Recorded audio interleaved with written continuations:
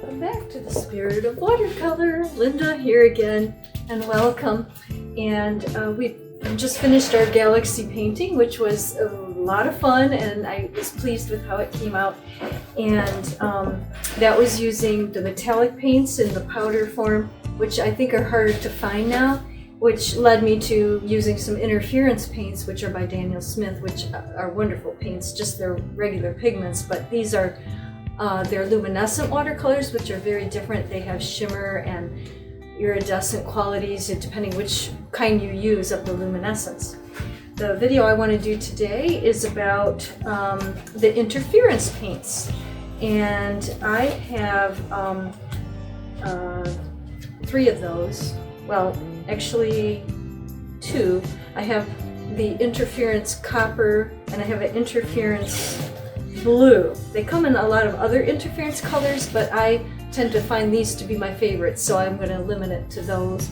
And then I have a Pearlescent Shimmer paint, which in my videos I may say it's an interference paint because I used to think so, and I was just reading up on this, and these are a little different. The interference paints kind of go on top of dark colors, and that's the only time they show up, and it scatters the light. There's a quality that happens that kind of has a holographic, beautiful way about it, and you'll see it when we do our demos. And also then the Pearlescent does a sort of a subdued, subtle glitter effect, sort of a pearlescent effect in color. Not a color, but it's sort of that pearlescent look of a pearl to it, and it's beautiful. And there's, I think, 2 of those, but I just have the Pearlescent Shimmer. There's another one, Shimmer, I don't know what it is, but anyway.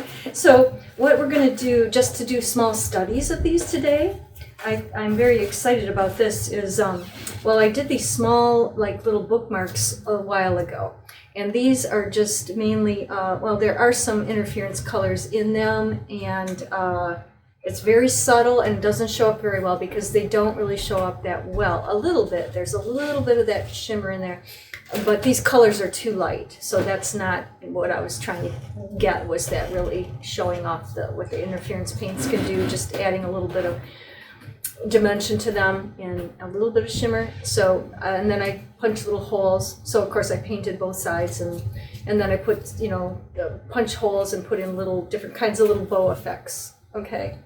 And so I thought that would be a nice way to have a little finished something that you can use or give away as little gifts, but they're still watercolor paintings and beautiful ones.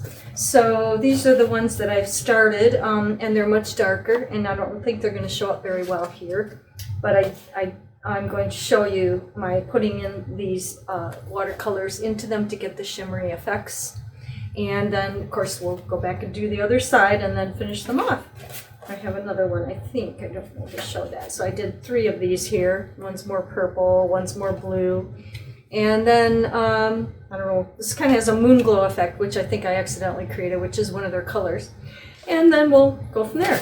And then after that, I would like to, and it will probably be another video because they get too long, is take some really lovely, loose, watercolor paintings / sketches, perhaps like this or that. I don't know, these are just little studies I've been doing also.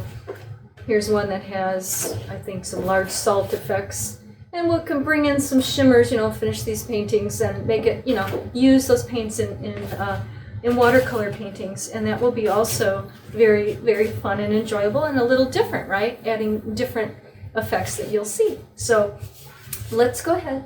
And then I think also I would like to do some fish, because those interference paints, when you do the little gills and so forth, you get that beautiful shimmering effect. I think that's the interference paint. If not, it's the iridescent, and we'll try that as well in another video. So let's get to the table. Okay.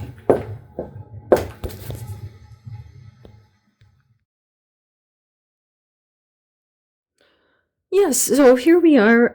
We're going to learn about our interference watercolors. I've got interference blue, interference copper are my favorites, and then there's the Pearlescent Shimmer, which is another interference paint.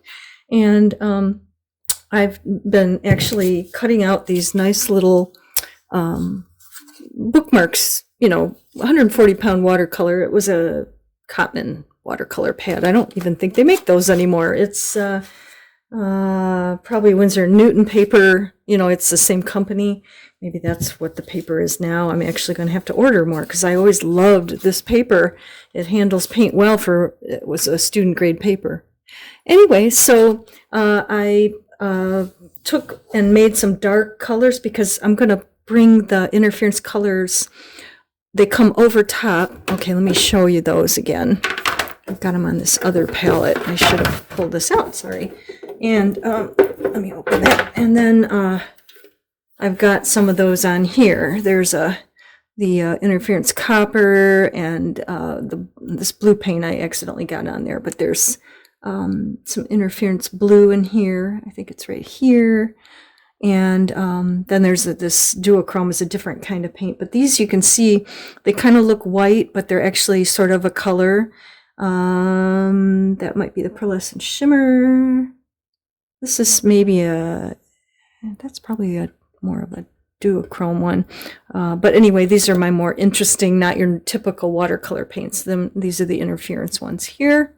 Okay, and I'm going to bring those in over the darks because when you come in over lighter colors, they don't show up as well. And that's kind of the effect that I find very appealing, is these shimmery, glittery type colors coming over top. So I painted a few little, what do you call these? Bookmarks. And I'm just going to put some of those interesting colors in. So I'll bring in, now when you wet these, they don't spread super easily like your other paints. They kind of have to be pushed a little to wet them to get them to be interesting. That one is the copper, I believe. So let's go with that one. These paints are starting to dry, and that's when I like these paints to kind of go over and spread into the, you know, colors while they're still a little bit wet or dry, and they create some interesting effects. Maybe I'll bring that up closer to the paper just to see what we have here. And you can go over the wet or the dry paper, you know, and you'll get some interesting, beautiful things happening here. Okay? And these create this beautiful shimmery effect, which might be challenging to see. I'm going to move my light a little this way. Sometimes that helps, just to see some of these beautiful things happening. I'm starting to see it here. I hope you are. Okay. And so that's a lot of the copper going on there. Let me put some in my other one. These bookmarks, you know, sometimes I like to tape the edges like I do a painting so you have a nice edge. And sometimes I like them just kind of loose and doing their own thing there. So I'm going to add a little. I have my 2 tubs of water again because sometimes this paint, it gets into all my other paints. So I kind of want to keep this separate as possible. Now, again, I'm putting that over the dark color so you can kind of see it a little more in the contrast, okay? I think we lose the light when I get too far out there. Let's see here. And create some beautiful effects. And I like to do the bookmarks because it's just a way to play on a small area. And I actually can do something with it, punch a hole in it, put some ribbons on the top, and I actually use them in my books, and I enjoy just my little mini watercolors. And then, you know, oh, that is so pretty, isn't it? Ooh. And I just have the one color going here. I might try a little Pearlescent Shimmer now. The blue is sort of like this, but it's just sort of blue. I think it's, nope, that's not it. It's up here, I think. I'm sorry, I've got them a little mixed up when I was doing it. But you can, when you start to shake, you know, spread them out, you start to see the color a little bit in there. I'm assuming that's the blue. I'm not totally positive. I think so. You're going to see my head sometimes, I'm sorry. Oh yeah, that's the blue. Oh, that's beautiful too. Can you see it? I put these on the pad because I want it to get all over my tablecloth. So yeah, I'll get a close-up of these afterwards, but oh, they're pretty. I'm going to go back in with a little more of the blue, and then I can try the pearlescent as well so you can see some of the different effects. But, you know, those are my favorite colors. You can get all different kinds. Look up Daniel Smith paints, and you can see all the different interference colors that they have and try them. I think there's a red, and I've kind of lost track because as I find my own way in my paintings, I kind of like to stick to a few colors till I understand really well what they do and the effects, and maybe they're the only colors I really want or need, but you might want more of them. We're going to go next into the iridescent paints, but I just wanted us to kind of look at these beautiful interference ones because I use them a lot. I think I'm going to try a little Pearlescent Shimmer too, which is just the whitish. It's like a shimmery, pearly look in there. I'm not sure if I'm getting anything. Sorry, guys. I really get that wet. They've been sitting on that palette for a while, so I've really got to wet them and get them going. Okay. Yeah. Again, I will do a real close-up of these after they dry so you can kind of see. They're going to, again, show up more on the more intensified colors, so I have to remember to try to put them on the darker areas because I've done all different values on these just to make them very more dimensional, you know. The darker the value, the more they come in and out of space in 3-dimension or 2-dimensional. You can put them wherever you want, though. If you want them on the white, try that, and it's just going to be shimmery. It's just not going to be quite as visible. So I think we're getting a real pretty thing going here. I keep getting too close to me. Okay, so, and just one more time, since I didn't do that for you on the other bookmark, here's a blank one. So once again, we're just going to grab some really beautiful, intense colors.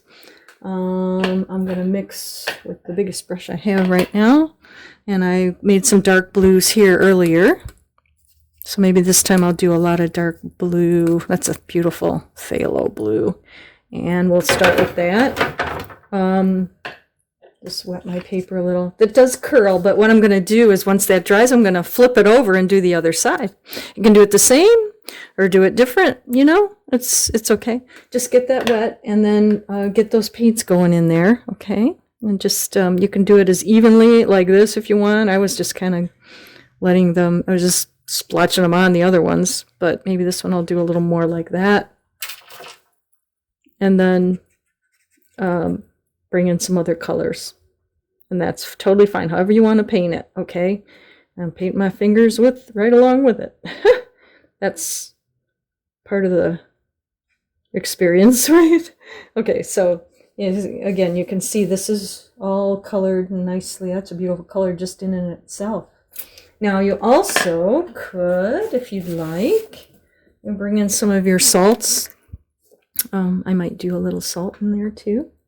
On this one, I didn't on the others, but you can create some beautiful textures with your salts as well, okay? As we like to do. Salts are always fun. I might bring in a little purple or whatever color I like right now. Or maybe an intense, we could go with an intense green for a change. I don't use green very often in my things. That might be fun. And just dot some of those in. Yeah, let them spread. And yeah, okay. I might still do pink or purple in there just for excitement. I often slant my boards, as you know. I didn't do that here. Just to get this to kind of do its thing and move and run. Okay. So again, just little bookmarks for today, and then, you know, let these dry and then bring in those beautiful interference colors. Okay. And we'll kind of see what we've got. This one's go back in because I want to bring more of an edge in. Yeah, just because I want to. You can or you don't have to. Yep, doesn't matter. Whatever you want. It's your little bookmarks for your books, or for your friends, or for, I don't know. This one's drying, it seems pretty quickly. So maybe we'll just add a little bit of colors and let them kind of move more because it's wetter, okay? All right, so here's some of those interference colors. And try and wet that. Again, you really gotta get those to move. I've got a little green still in the brush, but I don't really mind that because it's still gonna come through on the painting here, or on the bookmark. Bring some of those in and see what they do. And then let them dry. We'll see what we have later, yep. This shows up again, like I said, more on the more intense colors, more high value. And you'll see them more. I really, really like that coppery color. It's like my favorite. Yeah, you know, I think it's important to have favorite colors because you just love to get them out and put them on. I want to put some of that in there. Oh, yes. Ooh. Splotch, splotch, let it spread. I really hope you can see that. Yeah. And then, you know, you can push it around, make it do things, shapes, whatnot. Or, like I said, you could just have a black background or dark background, let it dry, and then you can bring in these wonderful things too. So let's try and get as close up as we can here in the light so you can see. It may be a little challenging for me to get that. There. That's the greeny blue one. You can see the shimmers in there and some of the copper and the blue, but it's not as easy to see on this one as it is on this one. Let me hold that right.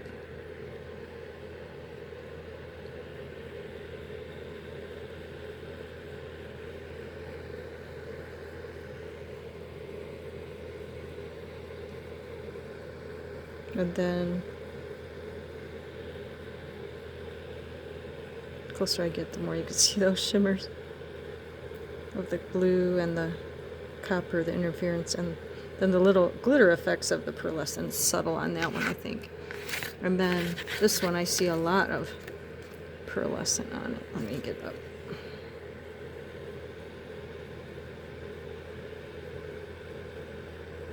Some of these it might be I'll have to really do a close-up for you and put it behind me on the green screen instead of my green screen. But, oh, lovely. Then I'll trim these and make them into bookmarks. Well, I really hope you enjoyed watching that video of the interference colors on the little bookmarks. And I really enjoyed, and I haven't used these in so long, but I realized I bought a couple more tubes of the interference blue and copper of the Daniel Smith. They're wonderful paints, aren't they? And created some beautiful effects, which I'll put behind me again so you can see them a little more close up and a little more detailed. And you know, they're like mini paintings you can, like I said, give to a friend or, you know, keep for your own self and just have little, for me, the little bookmarks are just like little inspirations of that remind me to keep on creating and keep on painting, and that even sometimes just the paints flowing together in their own beautiful way, you know, is just a soothing and enriching experience. And you know, no matter how detailed or how you like to paint or how loose, you know, it's all wonderful and beautiful and enriches our lives. So let me know what you think of this video and what you'd like to see down the road. I do really want to get into the iridescent paints and then the duochromes. They're also doing really interesting effects, which are very beautiful. You can see them on other people's videos as well, or they will demonstrate on swatches. But I want to take these into actual paintings, and I am going to do a painting, like a landscape type painting with these interference paints next. So it's one thing and then the other and then the other. So we're going to break it down so the videos aren't so long. So if you like these videos and this spiritual experience of watercolor with me, keep on coming and like and subscribe, and we'll see you real soon for our landscape one. We'll draw it up and we'll get things going. Okay, thank you.